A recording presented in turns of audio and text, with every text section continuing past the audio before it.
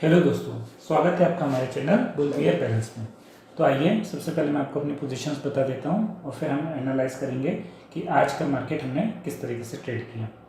तो आपको जान के हैरानी होगी कि आज मैंने देखिए इस अकाउंट से कोई भी ट्रेड नहीं लिया, है ना। आप देखिए, मैं इसको रिफ्रेश कर लेता हूँ। इस अकाउंट से हमने कोई भी ट्रेड नहीं लिया। इसका रीज़न मैं आपको बताऊँगा क्यों मैंने ट्रेड नहीं लिया और क्या लॉजिक था उसके पीछे। और दूसरा अकाउंट जिसमें हम बेसिकली निफ्टी की कॉल स्प्रेड वाली स्ट्रेटजी यूज़ करते हैं, चलिए आइए वो भी मैं आपको दिखा देता हूँ। तो आप देख सकते हैं यहाँ हमें 41,672 ऑलमोस्ट 42,000 का प्रॉफिट हुआ है। तो ये मैं आपके सामने स्क्रीन भी रिफ्रेश कर देता हूँ तो आपको थोड़ा सा आइडिया लग जाएगा। ठीक है, तो ये तो मैं सिर्फ एक्सपायरी पे ही ट्रेड करता हूँ, जैसे आप लोगों को पता होगा। तो यहाँ पे मैं 42,000 का ऑलमोस्ट प्रॉफिट हुआ। इस अकाउंट से मैंने क्यों ट्रेड नहीं लिया, चलिए आइए हम उसको डिस्कस कर लेते हैं। देखिए, कल हमने क्या डिस्कस किया था कि मार्केट यहाँ कहीं क्लोज हुआ है लोअर लेवल पे, और हमारा व्यू क्या था कि सबसे बेस्ट केस सिनेरियो, क्योंकि बेरिश ही था, फ्लैट ओपन हो और इस लेवल के नीचे क्या करे, एक क्लोजिंग दे। लेकिन मार्केट ने क्या किया, देखो एक अगेन गैप डाउन दिया। तो देखिए मार्केट कंटिन्यूसली इस डाउन ट्रेंड में चल रहा था और फिर यहाँ से क्या मिला हमें, एक गैप डाउन। तो क्या हम सीधे सीधे यहाँ पर एक शॉर्ट ट्रेड ले सकते थे? नहीं। और आप देख सकते हो नेक्स्ट ही कैंडल ने इस लेवल को क्या किया, ब्रेक किया।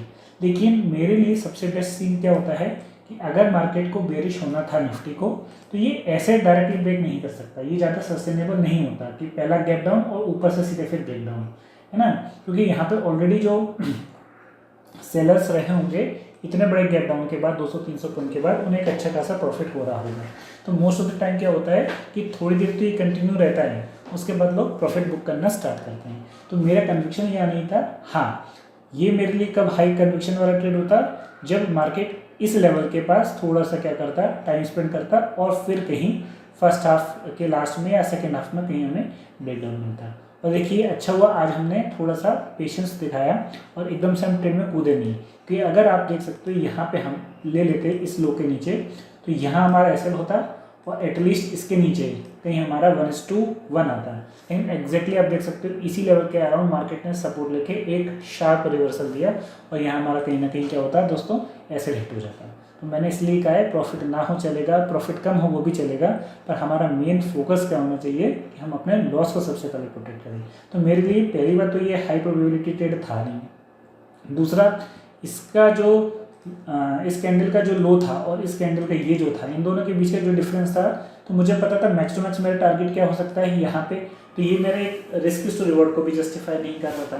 तो इसलिए क्योंकि ना तो ये एक हाई प्रोबेबल ट्रेड था और ना ही इसमें रिस्क टू रिवॉर्ड अच्छा था, तो मैंने ये वाला ट्रेड यहाँ पे प्लान नहीं किया। मेरे लिए तो बेस्ट ट्रेड ये होता कि यहाँ कहीं खुल के इस लेवल के नीचे कहीं क्लोजिंग देता, या फिर थोड़ा सा गैप डाउन ओपन होता, थोड़ा सा कंसोलिडेट करता और फिर नीचे की तरफ ब्रेक डाउन देता।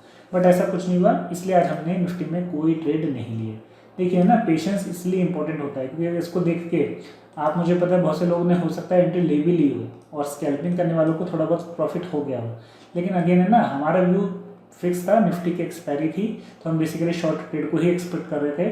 बट इतने बड़े गैप डाउन के बाद एक सडन ब्रेक डाउन आना फर्दर, है ना, मोस्ट ऑफ द टाइम ये जो ब्रेकआउट्स होते हैं, ब्रेकडाउन्स होते हैं, सस्टेनेबल नहीं होते। और आप देख सकते हो एग्जैक्टली हमारे की लेवल पे आके इसने क्या कर लिया, एक शार्प रिवर्सल ले लिया। तो इसलिए मैंने यहाँ पर कोई ट्रेड नहीं किया।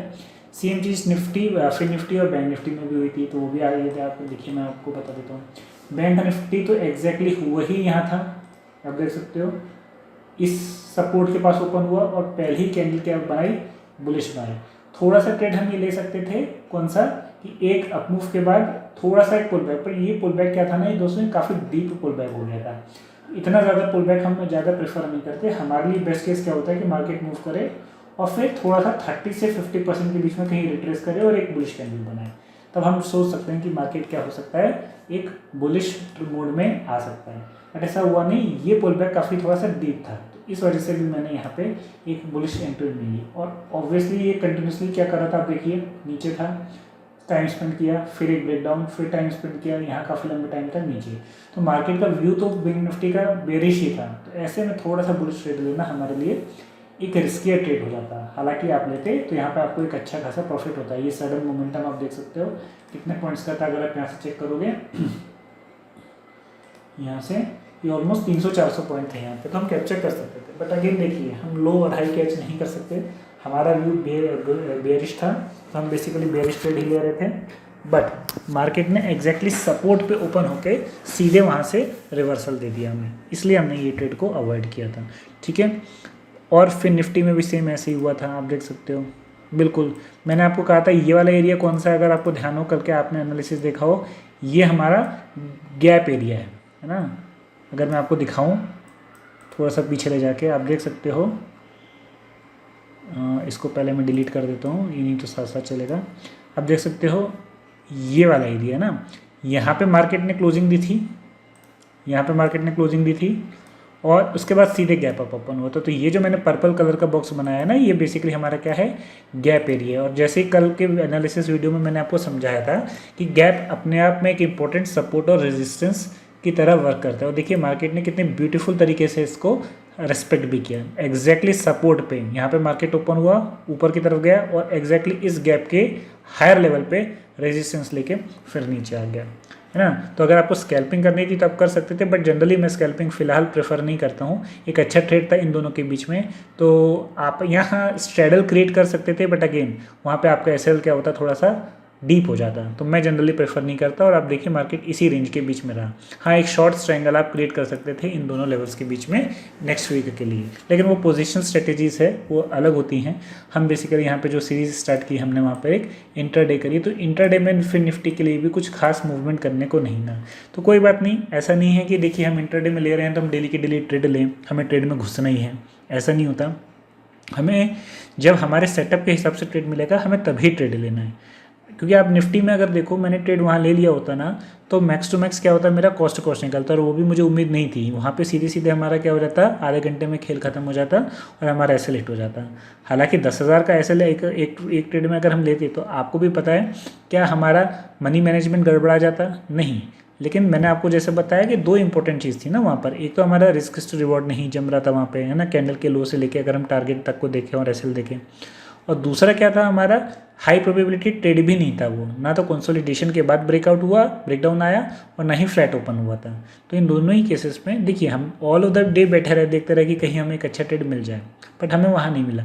रिस्कियर ट्रेड चाहे तो आप एक बुलिश ट्रेड प्लान कर सकते थे निफ्टी और बैंक निफ्टी में भी, बट हमारा एनालिसिस क्योंकि बेरिश था और उसके हिसाब से हमें कोई ट्रेड नहीं मिला, तो कोई बात नहीं। मार्केट हर दिन है, कल हम एनालिसिस, आज हम जो एनालिसिस करेंगे उसके हिसाब से देखेंगे, अगर हमें कल ट्रेड मिला तो हम कल ट्रेड लेंगे। तो अब तो सारी एक्सपायरी इस वीक की ख़त्म हो गई है, कल हमारा फ्रेश ट्रेड रहेगा, तो दूसरे अकाउंट से तो मैं कोई ट्रेड नहीं लूँगा, बाकी हाँ फर्स्ट अकाउंट से ज़रूर मैं ट्रेड लूँगा अगर मुझे अपने एनालिसिस के हिसाब से मिला तो। इसका जो कल का एनालिसिस होगा मैं आपको अपने आने वाली वीडियो में, नेक्स्ट वीडियो में डाल दूँगा, आप उसे देख सकते हैं और उसके अकॉर्डिंगली अपने ट्रेड को प्लान कर सकते हैं।